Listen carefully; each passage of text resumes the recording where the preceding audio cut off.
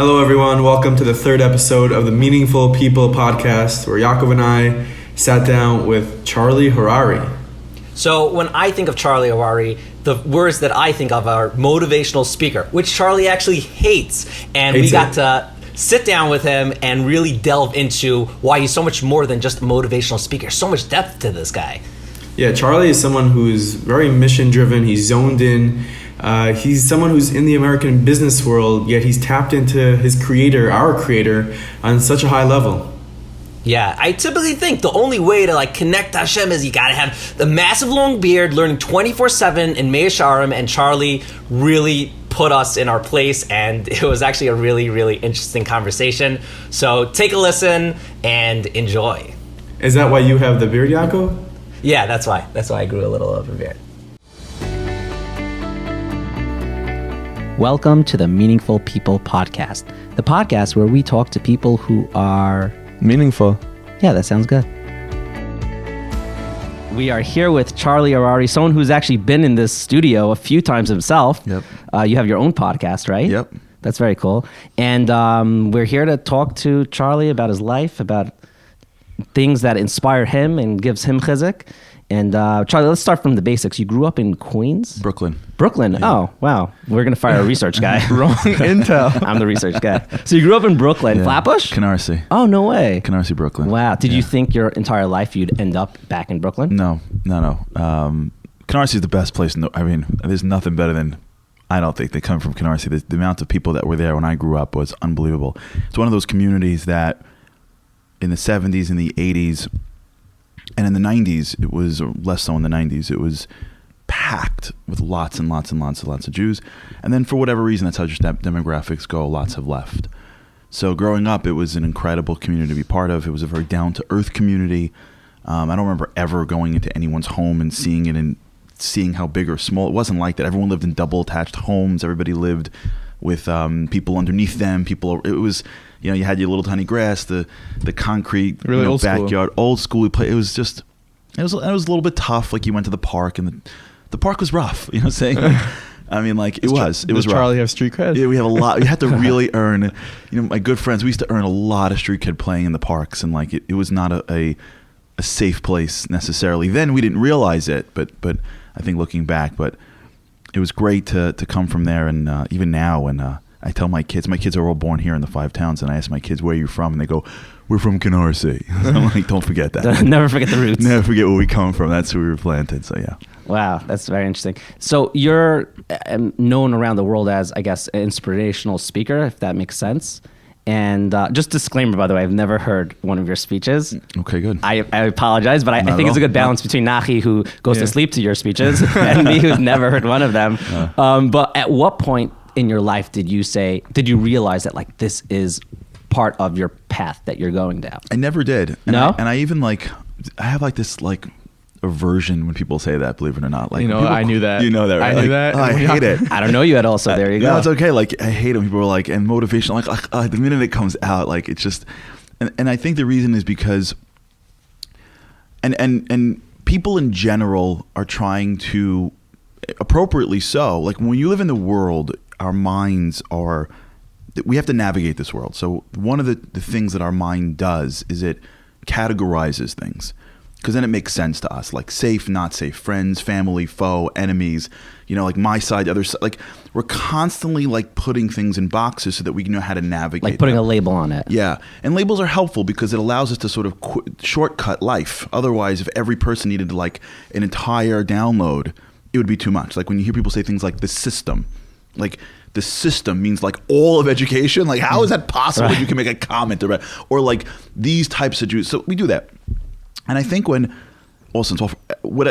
never really had a moment where I said, I always wanted to speak about things that I care about. But I can't remember many. I had a couple. I can't remember many moments where I was I want to do this. And I think when people see me, I think what they're saying is, okay, let me put this guy in a box. Okay, is he a rabbi? Okay, he's not a rabbi. So okay, that's out. Is he a kiruv? Okay, so how do I fit this guy? Oh, I know here. Maybe he's the Jewish Tony. They're just trying to figure out where I can be placed, because that's easier.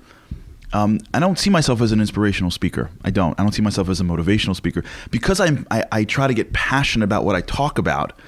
You know what I'm saying? So I think people feel that and go, that's not true. I like talking about things that I care about, and with Hashem's help, whatever he puts in, I hope he continues to do so. I like talking about things in a passionate way, or else, like, what's the point?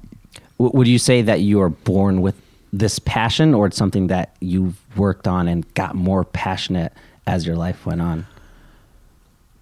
To tell you the truth, I mean, like, we just be straight here, like, it's just three of us, right? Like, no one else, right? No one listens. No one just Nachi's going to listen to this when he goes to sleep. That's why we're doing All this. right, I don't believe I think it's 100% whatever Hashem puts in. Like, I'm terrified. Like, I'm not terrified. I shouldn't say terrified, but like, if he puts it in, it's going to come in. Like, I really think that I'm just like this faucet, and that I hope when I open my mouth that Hashem puts the water in, because if it doesn't come from him, it doesn't come. And I've been around long enough to see that in reality. Like, I've gotten up places and people are like looking at me with like I have three heads. And I've gotten up places, Baruch Hashem, where like people have been more happy. And so I try my hardest to talk about things that I care a lot about, and hope that the people that are listening feel the level of care that I feel about what I'm talking about. And I try not to talk about things that I'm not. That's why, like, at this point, I'm not doing things that are very regular, because I did that once, and I felt sometimes that I was forcing things to talk about. And I'd much rather say the same thing 10 times if I cared about it every time I said it. And so I'm hoping that when people are listening to it, what they're getting from me is that this guy really cares about this thing. So let me pay attention to him.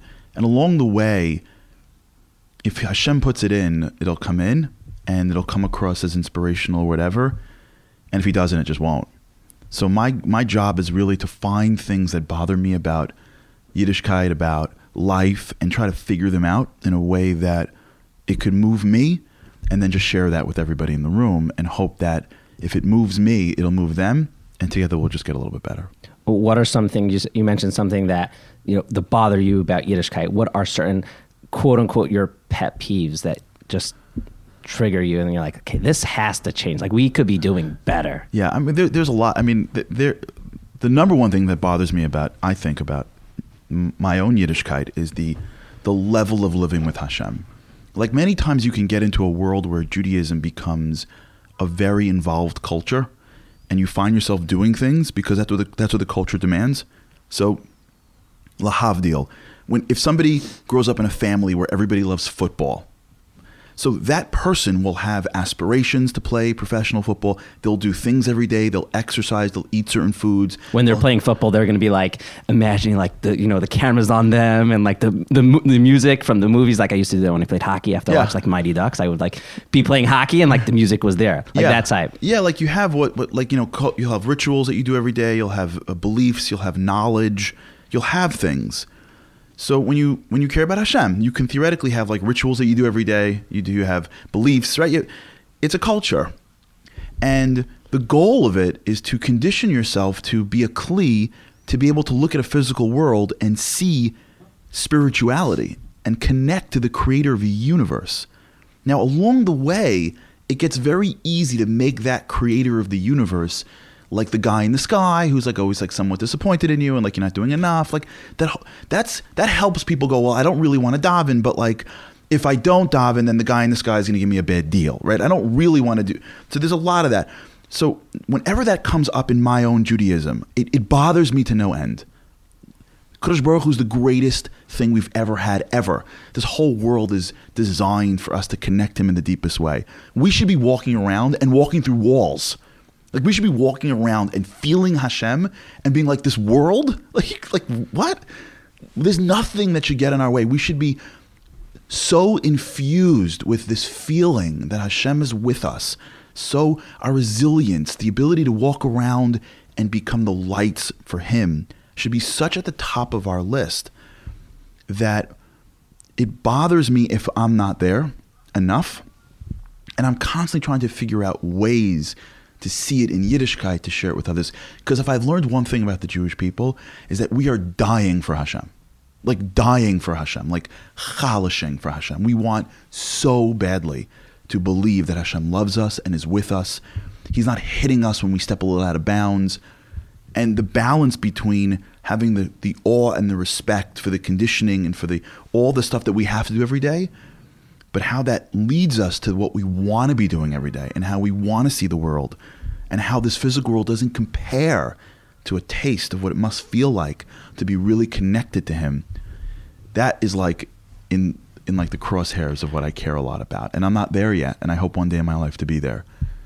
But bringing Hashem to our lives more and bringing him out to the rest of the world is like, once we can figure how to do that more and more and more, everything, like you go back to everything.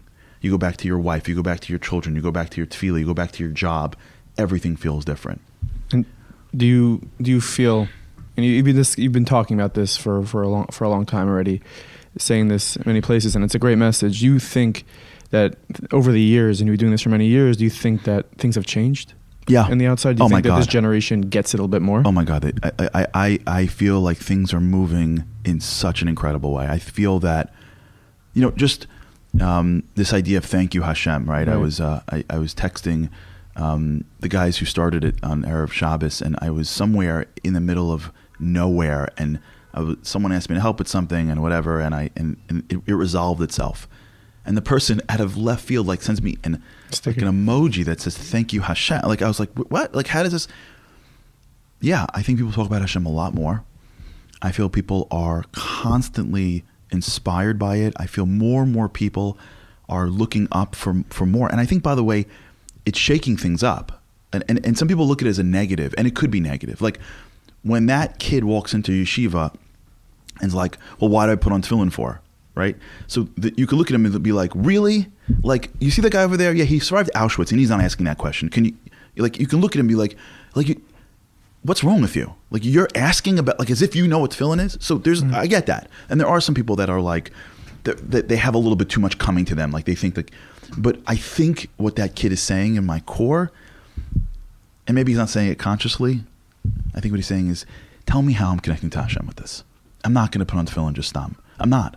I see guys all the time, 30, 40, 50-year-old guys. And they're like, I'm just not doing it anymore. Like, they're going to go and they're going to show up, but they'll show up a little bit late, leave a little bit early. And what they're telling you is like, I'll give you my body, but like, I'm done with the whole, and they'll just like, and as soon as like they can taste, like there's something going on behind the scenes. Like there's something brilliant here, and it's connecting you to something deeper.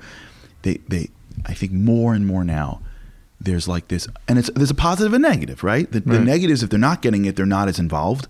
But the positive is when they are getting it, they're lighting up. And I think it's only going to move more and more and more. And I don't think that's a negative to anything.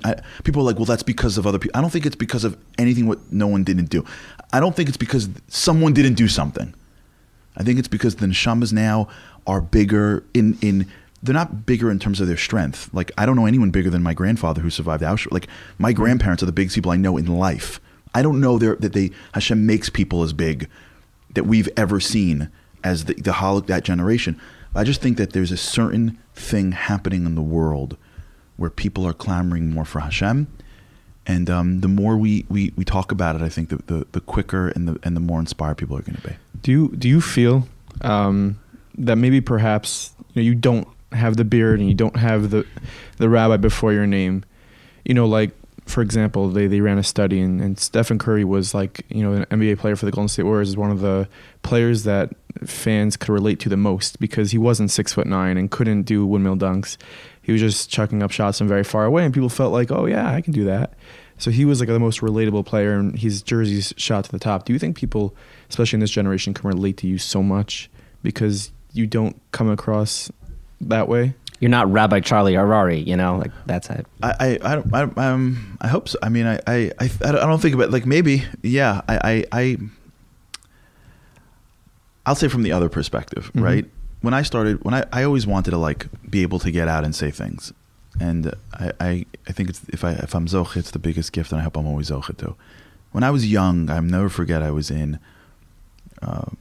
somewhere. You try not to make it like connected back. I don't want anyone to like hear. So I was somewhere and I saw someone speak, and in the room was the head of an organization of where that person was speaking. I hope you can follow this without me being too. And I remember being so inspired that afterwards the guy came up to me and said, "So what's your name?" I said, "Charlie." He said, "Wait, where are you?" I was in law school at the time. He goes, "Well, I'm in law school. I'm going to be a lawyer." He goes, "Great." I go, "But one day I really want to do that." And he said to me, "Wait, you're in law school?" I said, "He goes, you're going to be in chinuch?" I said, "No." He goes, "Are you going to be a rabbi?" I said, "No." He goes, "How about this? Why don't you make a lot of money and join the board and let guys like these, let us do that stuff." Whoa. So I said, "Well, one day I want to do that." He goes, "Oh, okay. Are you going to go to chinuch?" I said, "No." He goes, "Are you going to be a rav?" I go, "No." He goes, "Oh, so you're going to be a lawyer? So why don't you make money and then let us do that?" And I'm like, "No, but I want to." And I'm like, "Oh, we're on the merry-go-round forever." Like he couldn't get in his head that if you're not going to fit into these boxes, like why would you speak? And I remember one time I had a close friend of mine who became the rabbi of a shul. Forget this. This is great. Like, so he asked me to be a scholar in residence. Now I'm just a lawyer. I'm a regular dude, right? Like I'm a regular guy. So he's like, no, come. So I came for Shabbos. I'll never forget this. And it was my first time ever speaking in a shul, ever on Shabbos. Like never, my first gig, on a Shabbos. How many years ago? I don't know, like 10 years ago or whatever it was, 8 years ago. It's like a real scholar in residence gig. And he puts me up at some fancy guy's house, and he gives me the treatment, So we're getting ready for shul, and this guy's a very fancy guy, and he looks at me and goes, "So, what do you do?" I said, "Well, I work at a certain law firm." So he goes, "Are you a professor?" I said, "No." He goes, "Are you a rabbi?" I said, "No." He goes, "So why are you here?" Litigations. like what do you, like, this is a scholar in residence. Like, you're clearly not a scholar. Like, what are you doing here? And I'm like, "I have no idea, but if you can like pay for my cab, I'll just go home on shot." Like, this is no one's fault. Right. But by the way, that's not how Yiddishkeit works. Yiddishkeit is open source. One of the most powerful things that I witness when I go to shul is I watch a random guy get up and down for the Amid. That doesn't happen in most places. Usually you have to be the cantor or the clergy. But we get up there and just daven. Right. We see the guy in the back who's the accountant giving shir. Like, you go through the Gemara. You see tons and tons and tons of people that are opining. They're working. They have other things. We invented the idea that everyone has a chance. Now, you have to be open to scrutiny. You can't just get up there and do whatever you want. People have the ability to say you're right and you're wrong. You have to work really hard to be able to say something that's worth hearing. But you don't have to like click your card into talk. You don't have to get a PhD in Judaism before you get to open your mouth. Right. And so that for sure is, if people get that, I mean, that's exactly what I want people to think. In the beginning, when they said to me, "Oh, well, so you're a rabbi?" I'm like, "No." They're like, "Well, we'll call you rabbi." I'm like, "No." And I would fire people in the beginning because that's what would happen. Like, if you're speaking in an organization, like everyone became a rabbi, and I would literally call guys up and I would look at ads and go, "Take it down." They're like, "But it's fine." I'm like, "It's not fine." Not because I need them to like look at me and think anything, because I am not a rabbi. You don't have to make me a rabbi in order to justify that I get to say something. And if people are listening and going, "Yeah, I want to also be involved in Klal Yisrael," you don't have to. If you want to paskin shilos, well, you got to know what you're going to say, right? And if you want to teach, you got to be able to train. So if you want to be a doctor, you have to. 100%, exactly. You have to be proficient in what you're trying to come across. And if you're going to come across, and by the way, it goes both ways. If you're a rabbi, it doesn't mean that you necessarily have the right to talk to a guy who's about to commit suicide. Like, you got to know, like, by the way, like, right. If you know how to paskin shilos, I love you. But that guy who's about to, there are professionals that do what professionals do. But the idea that we need to like go down a couple of roads in order to be able to share what we're passionate about, I don't think that's not the ethic of who we are. And that, by the way, is not how the world, look at what you're doing. Who gave you the right? Who gave you the right to go around and do something like this? Nobody. You got up, you took it, you said, "I'm doing it," and then off we go. That entrepreneurial spirit is such a Jewish concept. We are so, it's Asis L'Kedusha. We are such an entrepreneurial people. Like, look around the neighborhood. Like, there's so many things being started that no one asked permission for. Now, it could get to be, you can bastardize it, right? You can have 4 guys going, "I didn't get shishi," and so like, let's start a new shul. Now you're taking the community resources and splitting them when you only needed one shul. Okay, but everything's like that in life. Yeah. But look at what goes on in a Jewish community. It's because people feel the Kodesh Baruch Hu put something inside me. There's what to do. Let's go do that. And that to me is the most important thing. Do you feel like you, and we'll move on from this topic a bit, but do you feel like you've sort of inspired this generation to be like that? I know you're going to say no. I don't think so. Yeah, I don't think I did that. That would be nice for you to say, but I highly doubt that. I appreciate you thinking that, but I don't think so. I don't think so. I don't think so at all. Yeah. But Thank you. You see that? So it's 2 against I never heard 1. your speech, so there you go. I don't know. This is the proof that it's not happening. It's a great balance. Yeah, exactly. Something you're touching on over here is something Nachi and I had a conversation about. Starting this podcast, Meaningful People, we are looking for people that have meaning in their life, but honestly, our goal is to get every single Jewish person on here and say, how are you meaningful? Yeah. That's what we want people to think. Yeah. Like, how could I contribute to everything, to life, to the world? That's our goal of this. Yeah, I think that's what Hashem has been telling us our whole lives. Like, Bishvili Nivra Olam. Like, you're an individual. You were picked, and as a result, you have a lot of achrayas. What I think gets lost is that people think that my value is based on what the world says my value is. So, like, if you have 100 likes and I have 5 likes, then you're more valuable than me. I don't think that's true. I think that, person who's raising their family and has poured every second of their lives to building those kids can be much more chashuv in Hashem's eyes than that person who's never around and is really counting the likes on Instagram. But at the same time, I think someone who's on Instagram killing it because he really or she really wants to make a difference is much more chashuv than someone who's like, well, if you're on Instagram, then, it's treif. Like, meaning everybody is judged by their intentions, by their desire to make a difference, by their desire to make meaningful change, and their personal tafkid. It's when people think that those people are doing it and I'm out. That's the problem. Like, as if like there's a class of people that are supposed to take responsibility for Klal Yisrael, and then the rest of us get to sit back and watch them. I don't think that's how we were made. I don't think that's what the Kodesh Baruch Hu wants of us. I think the Kodesh Baruch Hu wants everybody all in to whatever talents that we were given. Right. And no one's better than anybody else. And that's something that I think I've learned from my Rebbes, and like, nobody is better than anybody else. The guy in the back of the shul and the guy in the front of the shul, if they're doing their tafkid, in God's eyes, they're both beloved at the same level. We have a different tafkidim in this world, so we got to each do the best that we can. I always sort of think of it like a volleyball game. If you ever play volleyball, it's just like they always tell you, everyone goes for the ball. There's no, oh, he got it. What happens? The ball just drops in the sand and nobody got it. So if we say, okay, well, that guy's going to do it, and that guy's saying that he's going to do it, then nobody does it. Yeah. Everyone's got to go for the ball, and that's what it is. That's what a chrayas is. A chrayas means that there's an issue, I got to solve it. Now, you can say, if I solve this, I'm going to hurt something else, and then prioritize it. Right. And then say, well, I can't because the poor people of your city come fine.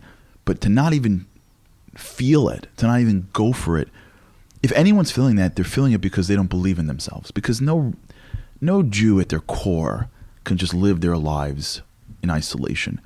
If they are, it's because in their core they don't think that they can make a difference. And that means that either they've gotten it themselves or someone has shown them that they're just not enough. And that's deep. That's not it. That's not true. You're enough, and you can. And if you look at some of the great, I was watching this documentary a while ago, and then I read the book. I got into Elon Musk a while ago. He's actually going to come on next. Yeah, I heard that he's outside. Yeah, he is. Him wait. So I appreciate that. Yeah, no, because I got to get my Tesla anyways. That's in the shop. Which one? Which one are you getting? All three.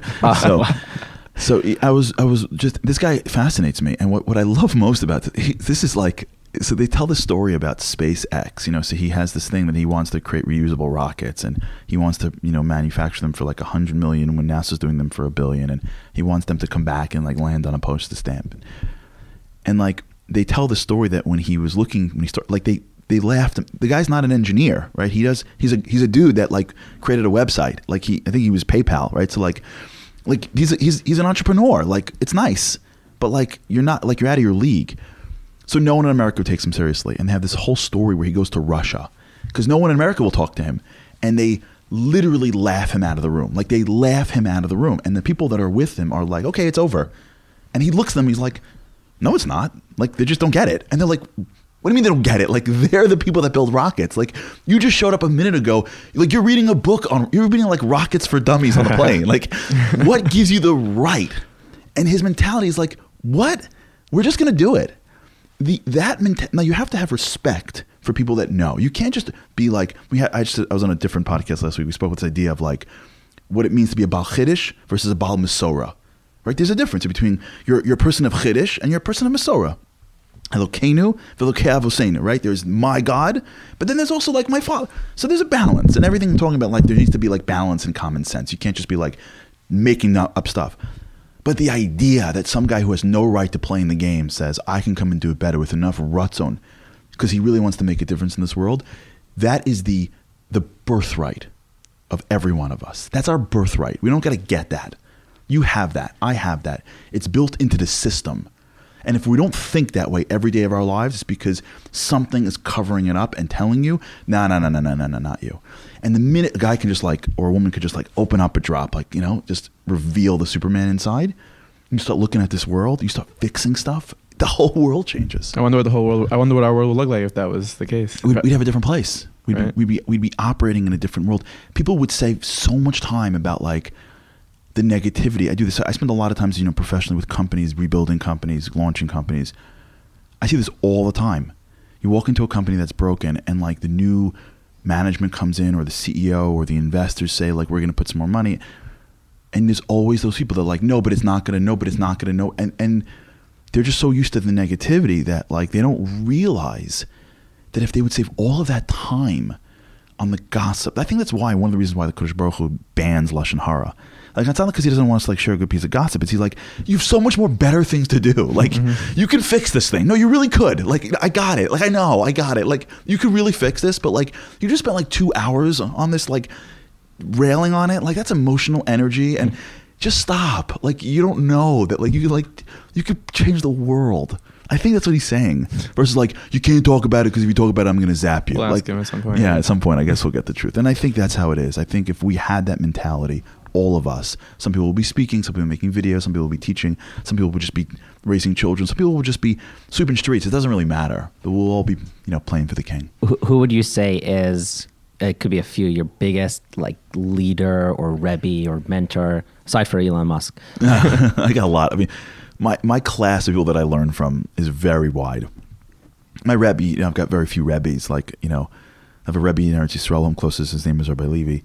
My Rebbe for my whole life, who I'm Baruch Hashem blessed to have in my life, is Rav Moshe Weinberger in Woodmere. You know, I sit 5 feet from him in shul for over a decade, and it's literally transformed my life. There are a few people that I look to for more of this constant, like, hashkafas hachayim inspiration than Rav Weinberger. I've had the schus to meet other people along the way that have really shaped my life. They really have. Moshe Bain from Lawrence, when I became President a lawyer, President of OU, when I became a lawyer, he really took me under his wing. And even now, like, there are great people out there. I had this chus to meet Rav Noach Weinberg and spend 6 hours alone with him once. Like, he shaped me in those 6 hours. Like, he shaped me. Can I ask you, what were those 6 hours like? It was insane. Honestly, 6 hours straight? Straight. It was 2 hours a day for 3 straight days. It was insane. And he told me so much, but it wasn't what he told me that mattered. Rav Noach Weinberg was a man of achrayus. He believed with every fiber of his being that if we believe that we can change the world, we will. Like, he wasn't paying lip service. When you tell it to most people, they're like, okay, get realistic. Like, pessimists love to claim realism. Like, people that, like, whenever you hear someone be idealistic, like, the people around that don't believe that, they're like, we'll be realistic. Fine. Rav Noach Weinberg lived in the place of, if a Jew believes that he can bring Hashem into this world with enough ratzon, Hashem will fill him with the wisdom he needs to get it done. I was in the room when he said to me, do you believe that you can, he goes, do you believe that any man can save the world? So I said, yeah, Mashiach. He said, no, any man here, whatever. I said, nah, I don't. So he goes, do you believe that a man can kill 6 million people? I said, yes. So he goes, does that mean that a man can save 6 million people? So I said, I guess so. So he goes, can you be that guy? So I said, I don't think so. He goes, no. I'm like, yes. He goes, yes. I'm like, I didn't know which way to go. I'm like, Am Yisrael Chai, like, God save the queen. Like, what happens next? So he says, every person needs to walk around with the feeling that I have the kayach to change the world. It's just a matter of whether Hashem's going to give it to me. Like, it's not me. He's like, if it's you, like, if you think it's you, then you're out. If you think it's not you and it's Hashem, so is it harder for Hashem to help one person than help 1 million people? Like, is that like HaKadosh Baruch Hu is like, listen, I can get to 10, but then I max out at 10 because my battery's going to die? Like, so if you think it's you, you're not in the game. But once you think it's Hashem is fusing you, why don't you take responsibility for more?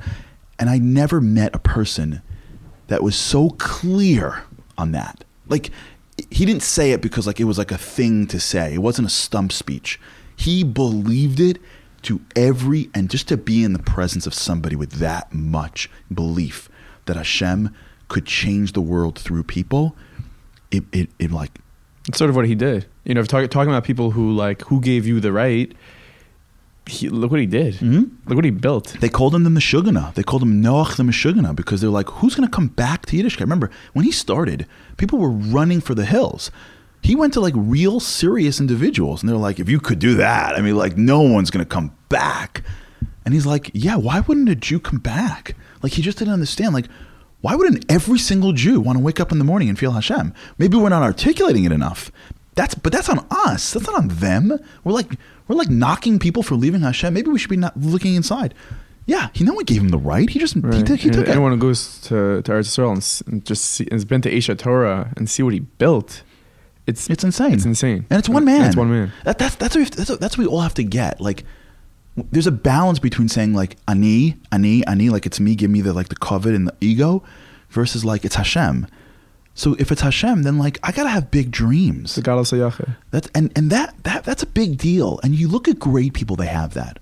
They really they may not articulate it, but they have that. They feel like they're part of something bigger, and they're just like this cog that God runs through. So they take big responsibility, and that in whatever category. Those are big people. So, but I try to learn from a lot. Like I've got a lot of like mentors. Some that I met, some that I haven't met. Like, you know, Bill Belichick's a mentor of mine. I've watched him for a very long time. You've heard him talk before? Yeah, I've never heard him speak. I've read a lot of books about him. I'll tell you that much. Like when people are, I think that success, as they say, success leaves clues. People don't just become successful stam. You can get it once, you can get it twice, but when you look at people that are successful in life, there's reasons for it. Like the Stakel Bil Raiso Bar Ulman, my mind means that the Kodesh Baruch Hu built the world with certain principles. They're found in Torah, they're rooted in Torah. But when someone's successful at anything, if you really look closely in their lives, you'll see a couple of very similar themes that they're doing that you can just, if you just can take out of there, if you could just be subject agnostic and be like, okay, like forget the football of it. Why is Bill Belichick winning every single year? Because he does something that if I can understand what he does and put it into my life, I can be more successful. Where would you say in your day-to-day life that you see something that happens and you're like, that inspires me, that gives me chizuk? For you personally, like what things that are happening that you're like, wow. Anytime that I see people overcome challenge, it really inspires me, because to overcome resilience is maybe the hardest quality we have. And to overcome challenge, you need to draw down into something and use something that's intangible to get there. When I see a kid that came from a really broken home, and they really climbed out and they really fought, it's super inspiring. Maybe no one knows their name, and maybe what they're doing is fighting to do something that for someone else is totally normal. That's inspiring. When I see families, when I see individuals with ideas that push and push and push and push through, it's inspiring. And a lot of what inspires me maybe doesn't make it to the world where it reaches a screen or a book, but when you see people do things beyond themselves, it's the proof that they are beyond themselves. That's inspiring. It's inspiring for me to see people that act in ways that are metaphysical, because we're non-physical, right? We're spiritual beings. We're congealed spirituality, and we know that. But when we see people act that way, when someone has to go beyond what's physically possible, that means they're tapping into their spiritual energy. That's inspiring to me. And it inspires me in every which way. It inspires me when I see a kid struggling to you see some of these kids get up there to do a laning, and that kid killed himself to do that. And no one knows it. I'm in tears. You see a 13-year-old boy who's not the best student, who because maybe their family, the kid, who's eking out that Haftorah. I'm like, he's a gadol hador. This is insane. But all right, he's a regular kid. No, he's not a regular kid. He's not a regular kid. He's 13, and he's up in front of 200 people and trying to do a thing that his friends flew by, but he couldn't. When you see that single mom raise superstars, right? There's a woman that I'm close to in Toronto. She lost her son to cancer. She's the most positive woman I meet. She's unbelievable. I'm like, I wish I would have asked her to say her name. this woman inspires me. Like I send out a video every Shabbos, know this. I send out like a Shabbos message, like a 5-minute Shabbos message, which was long until Nachi stepped in. He said, you got to cut it down. So just cut you off. I know you never saw that. That's okay. Yeah, I never saw it. No, someone like me or people curious, where could they get this message? Instagram, you go to Charlie. Not Charlie Harary. Thanks. Nachi knows better than I do. Yeah. He's your like publicist. He totally is. So like, there's a woman that like gets it every week, and she sends me like these texts, like that was amazing, and I'm like, she's a 55, 60-year-old woman, lost this, and she's just like so positive. She's drawing from something that is so great, and that is inspiring. And people that speak about it is inspiring. So. My Rebbe, like when Moshe Wammer gets up and speaks on Shabbos, like he's talking about how to become more, that's what's inspiring. Inspiring is how I could become more than I am because I already have it inside me. I just need to access it. What would you say is something you're talking about 13-year-old before that if you could go back in time, a little Back to the Future action over here. Little Charlie. To your 13-year-old self, what would you tell yourself? If you have time just for one sentence. Learn. I was such a punk. I mean, I was. I mean, for those of you who know me back then, like, forget it. I mean, you lived in Brooklyn your whole life. Were you in Queens at all? I lived in Brooklyn my whole life. Where did you get Queens from? When I got married, I went to Queens. When I went to Eretz Yisrael for the year, my high school year, my parents moved from Brooklyn to Queens. Oh, okay. So when I landed from Eretz Yisrael, so my college years, my ufruf, like, was in Hillcrest. So a lot of my formative, years post Israel were all because the Hillcrest community is this incredible community. Like, we really felt like we grew up there because the Hillcrest community is such an insanely warm and loving place. And some of my closest friends, my parents' closest friends, are Hillcresters. So it really did. It was very impactful to me.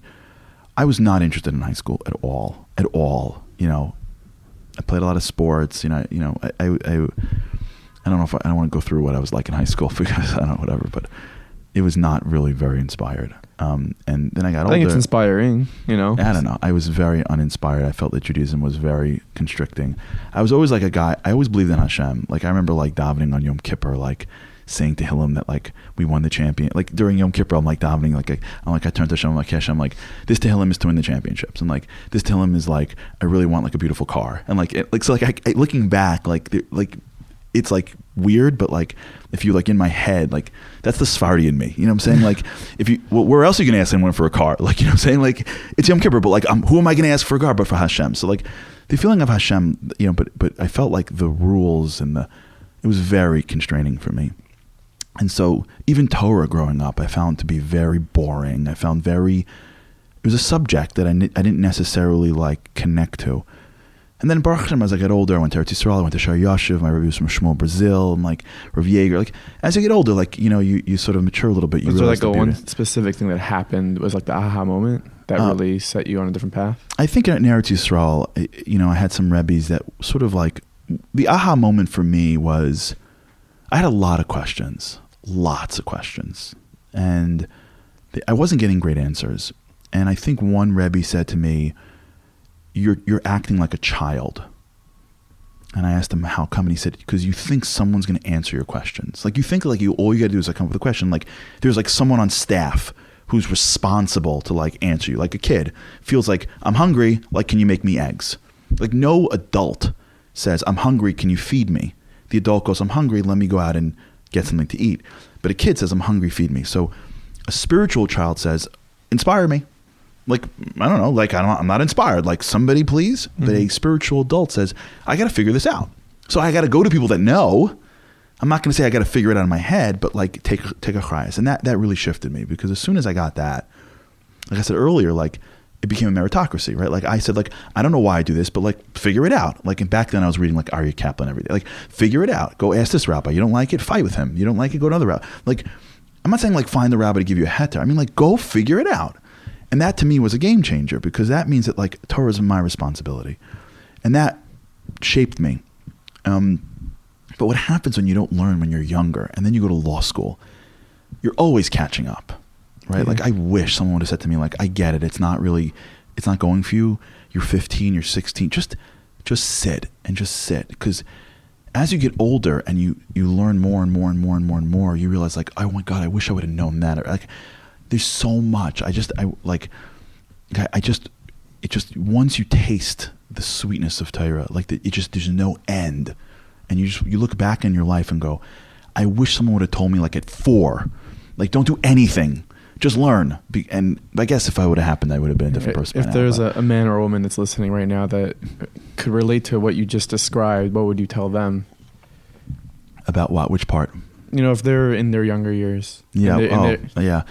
I would say a couple things. Like I know sometimes when you're younger, Torah is less exciting, but give it the respect that it deserves and still go through it, because the more you learn how to learn when you're younger, it's like a compounding effect.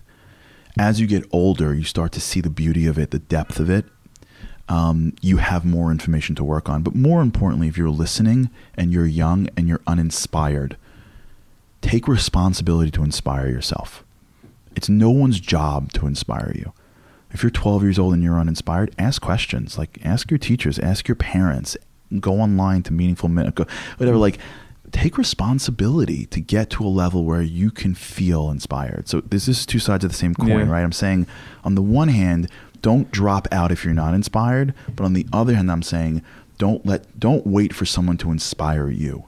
Right. Like you have a soul, that soul's connected to Hashem. That means you're supposed to be inspired. And if you're not, you keep on digging. And Torah is vast. There could be some aspects that don't excite people, but there's a lot. Yeah, there's a lot. It's massive. Yeah, there's so much out there. And I think in another way, like this weekend, Rabbi Levin, who's the assistant rabbi, spoke about this idea of business halacha. People don't realize that, like, if you're out in the business world, there's so much that you can ask about. It's so fascinating. Yeah. Like I'll give you like an example. Like I'm booking a flight. Okay, this is a great example. I'm booking a flight to go somewhere, so I have to be back in the office at a certain time. That's my responsibility to my colleagues, let's say, right? So if I'm flying somewhere and I have to wake up in the morning and be back at work, so on the one hand, I have a responsibility to be working, right? Someone's paying me money to go help them run their company. On the other hand, I want to catch a minion. Right. So when do I book my ticket? If I book it at this flight, I book it at 6 a.m., I get back in time for work. So I'm being responsible to the people paying me. On the other hand, I missed tefillah with tzibor. So what's the answer, right? That's cool. I think that's interesting. Like, how do you weigh tefillah with tzibor versus your responsibility, right? Like, you go through Gemara Brachas, right? How do they say Kriya Shema? Do you say it on top of the tree? Do you not? Like, ha'umdim korban v'rosh ilam v'rosh nidbak. Like, there's a lot there. So to me, I find that to be fascinating. So for guys like, I don't know if this really matters to me, but like, there's stuff in your life. Like, I was on the phone with somebody to hire them for something. I know deep down if they say yes, then the person in charge of the company will be happy with me. Does that mean that like now I'm no gea b'davar and I shouldn't be giving advice? Can I be over lifnei iver because my negias are from to come? And so in my world, like maybe a person's thinking whether or not these things in Torah matter to me, but maybe you guys thinking like that's more interesting. So the point is that wherever you are in life, since the Torah governs every aspect in life, just look at your life and say, whatever's in front of me, if I can just bring Torah into that thing, you'll make it more interesting. And more importantly, and this is what I found, by just getting involved, you'll bring God into it. Kids are screaming. Your husband comes home. Your husband's upset that you're not giving him more time and attention. But the kids need to go to bed. Who wins? Is your chayes to your husband? Is your chayes to your kids? Right? Like, I don't know. So by just delving and saying, I don't know, what does the Torah say about this? Right. You now get into the world and now living Torah, and now you're living it. So then when you're in that situation, what you're really doing is like, Hashem, like hook me up. Like to me, when you think that way, you see that the Torah is ready to guide you in every aspect of your life, and it's relevant. So, but you have to really buy it. Mm-hmm. And so, would you say you have a favorite mitzvah or mitzvah that you say this is like your baby? I find that every mitzvah could be my baby if I give it the time and attention. My kids joke around that every yontif, I'm like, this is the best yontif we have. They're like, Daddy, enough. and the answer is like, the truth is it depends, right? If I've prepared myself for this yontif, it's my favorite yontif. If I roll into like Purim, that's a good answer. If I roll into Purim and I'm like, oh my God, is it Purim? Oh, it's tomorrow? Then it's just like a regular Purim. If I'm spending a month being like, okay, what's really going on here? And like, why did she do this? And why did Queen Esther do this? And what's really the panemius of getting drunk? And if you get drunk and should you get drunk and how much? And how, if you spend time and you're ready to roll, it's like anything in life. You know what I'm saying? Like football fans, like I happen to still like a lot of football. Like I've given up on most sports, but football is different because football to me is like when it says, it says Chachma Bagayim Tamin, I hold that's football. You know what I'm saying? Like, because I think football is like Must be a Met fan. Football is moving chess. So, and especially when you get boys and the boys get into it, it's like a family event now. So like when you look at like, my wife's reaction to football, she's like, what's the big deal? Like, it's just a bunch of guys breaking bones, right? So like, then you just go down the road. But when you go to like people that are holding in football and like they chop the difference between like a Kyle Shanahan, who's the coach of the 49ers, and the coach of the Chiefs, and what Patrick Mahomes, then you get to the game and it's not like the ball, it's the godless of the two systems coming together and the run and anything that you get enjoyment of is really aligned with the chashivas you give it beforehand. Like sometimes people like ask like, why do people say l'shem yichud kitcherbruch, shchinte kitcherbruch shchintes? And the answer is because when you prepare yourself to have kavana to do a mitzvah, and you're like holding, okay, wait a second, there's malchus and there's yesod and there's tiferes, and what does this mean? And like you get into it, and then when you light that Hanukkah candle, like your hand is shaking. If you're like, okay, where's the donuts? You're like, how come it didn't feel like anything? It's because you're not ready for it. So anytime I get ready to do anything that's spiritual, the thing that I'm doing feels better. And so that's mitzvos, that's yantifs, that's everything in life. The reason why sometimes Judaism feels tasteless is because you have to get in the kitchen and prepare the food and spice it up before you eat it. And when people are like, well, let someone else spice it up for me. How come my teacher when I was in first grade didn't make it fun, and now that I'm 40, it's stop. Like take a chayas. If you're 40 years old and you're living in 2020, that means that you can go online and figure stuff out that your great-grandparents couldn't. And that means that if you want Shabbos to be phenomenal, then make Shabbos phenomenal, because it's phenomenal if you prepare yourself for it. And it doesn't mean going, having to like spend 4 hours like, in deep Kabbalistic meditations. It means like, why do I do this for? What does or mean? And when you get there, like my kids, we did this Shabbos. I'm like, how come you call it challah? How come you call it challah for versus lechem? And we had a 20-minute conversation about how can we just switch the name? Well, you know what I'm saying? Like that. And if you do that in your life, Judaism is phenomenal. And if you don't, it's just like you're playing like spiritual video games that like, if I do this, then I get a check. And then if I get a check, I get to like cash in my checks for money. And if I don't get it during this life, then I get to Olam Haba. And then Olam Haba is like, a Pesach program. And I get to sit in the suite and I get private dining. For like, no, you can live your life now. Like you can smell Olam Haba this second. I was always curious, benching. Like what? I don't know what is that. What is benching? Is that even a word? Yeah. Something. Okay, so literally, this is I've seen like little clips of you and stuff like that, and no, you haven't. Stop I did because last night I had to research because I had to have a conversation. I don't want you to admit to any of that. But so just from this conversation, I do see your passion. I do see you're very focused. For someone listening that's maybe not as passionate, not as focused, they're looking at you. They're like, okay, like he has it figured out, but we know we're all humans and we all struggle in a certain way. Where would you say you personally struggle that they could see and like, okay, this guy, he has it hard in a certain way that I can't even imagine. I struggle in everything. What do you mean? I don't have anything figured out. What do I have figured out? But it seems like you have a focus and direction with your life. I have nothing figured out. I'm not a good enough Jew. I got to be better. I'm not a good enough husband. I'm not a good enough father. I'm not good enough at anything in my life. But what if someone would say, well, he's just saying that. I'm not just saying that. I mean it. I'm not. If I was, I'd be done.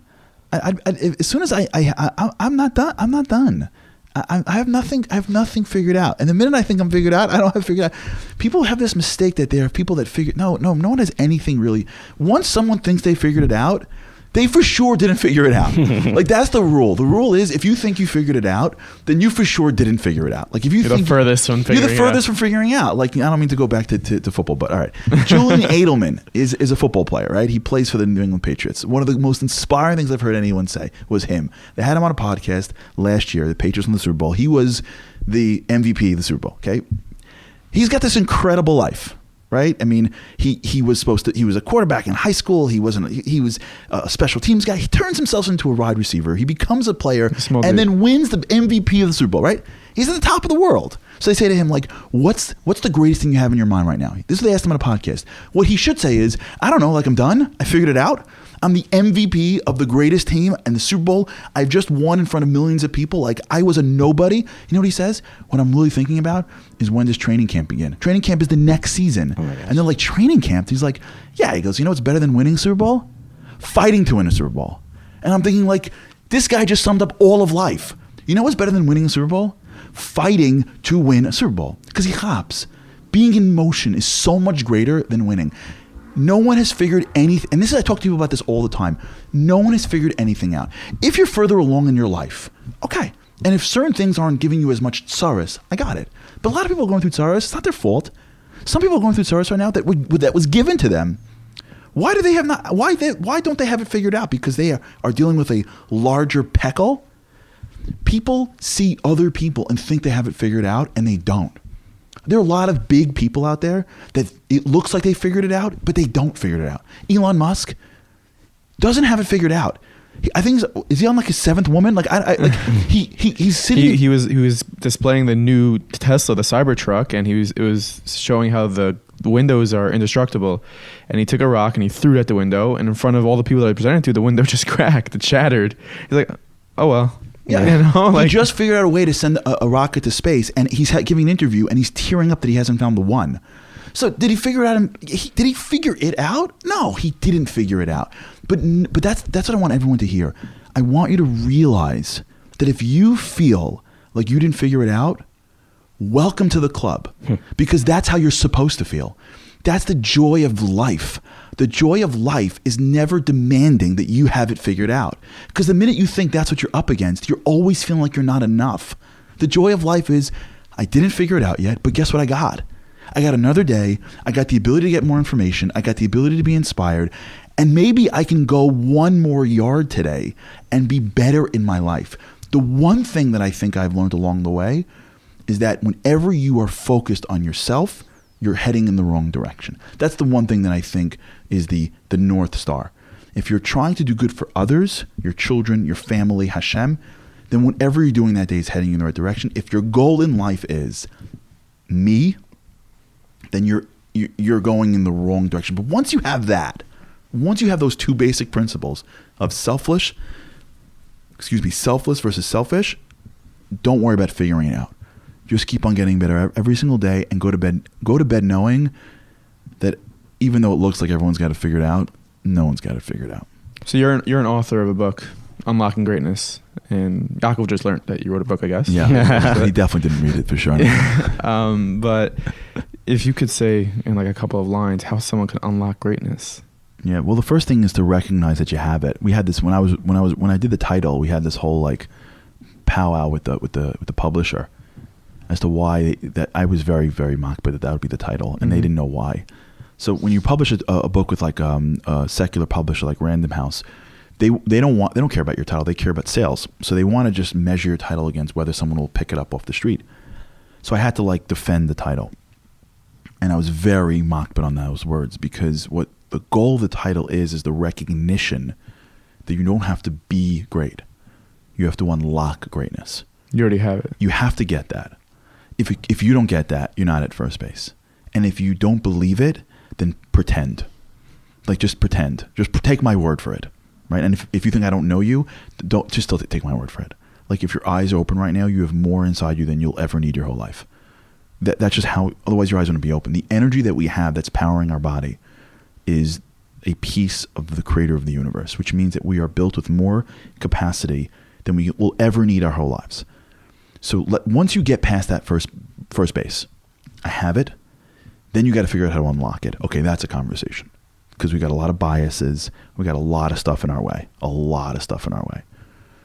a lot of what the book is trying to do is show you how your mind works and how you can sort of shape your mind through neuroplasticity and what a mental schema is, to show you how your soul works and what you're really after, significance and connection, and how ego and how all these things are just sort of like blocks to what you really want.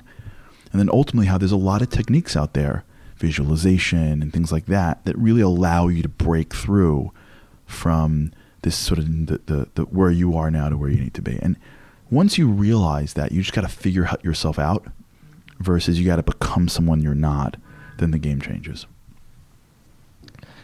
Is there anywhere specifically that you'd like to point people to find out more about you or more about what you speak about? Or I would ask Nachi. I mean, Nachi knows better than I do. Nachi, you're Charlie's publicist. Where would you? Where say? should people go? I have no idea. What's your address? Instagram, right? What's my address, right? Like, come to my house. At Charlie Harary on Instagram. At Charlie on Instagram. CharlieHarary.com is a good place to go. Okay, good. But go there.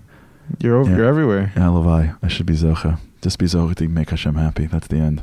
Yeah. The end of the day, that's all we really care about, is if we're giving him nachas. Because if we're doing things for our own selves, I think there's a dead end. But it's hard. It's hard to balance between where the I is and where the others is. But as long as we're focused on other people, then I think we'll win.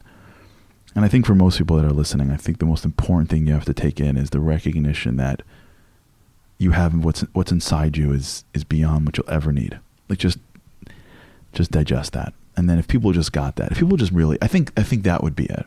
Mm-hmm. If you would ask me, which you maybe you will, what's the one? If I can give someone a pill, what's the one thing? Nice around there. What's the pill? What would? If I can give someone a pill, and I thought about this a lot. If like you can give one message over to somebody that you don't have to fight them on, that they'll just take the pill, it's that the Rabboni Shalom, the creator of humanity, a piece of him is inside you. Once you get that, like once you digest that like this thing called the creator of the universe is inside me. That means I got to figure out what this is. I got to figure the expanse of it, whatever. The godless ha'adam that a man and a woman need, like just to get that, it'll change them because how you deal with people, how you deal with challenges, what you spend your time on. Like I remember one time I asked somebody if they watched something and they're like, no. I go, how come? And he said to me like, I just don't have the time. And I was so much younger. I'm like, what do you mean of the time? And his answer to me was, I got so much to do in this world. It wasn't like if I do, I'm going to go to hell. Like it wasn't like that. It was like I got so much to do in this world, and I was so taken by that. Like he was so in touch with the power that was inside him that he didn't look at it like usser and mutter. That's important. You got to know the boundaries of Torah, and you got to understand that there are things that ruin your mind. Fine, but like when people realize that we have so much to do, like let's rock and roll. Like we have a world to change, and we have one generation to do it because then we got to pass it to the next generation. And if we really digested that, how we would eat, how we would talk, what we would do during the day, it would change. If that would be the one message, the one pill, I think that would be mine. The one, the only, Charlie Harary. Thank you so much. I appreciate it. Thanks, guys. Appreciate the time. What an amazing episode, if I may say so myself.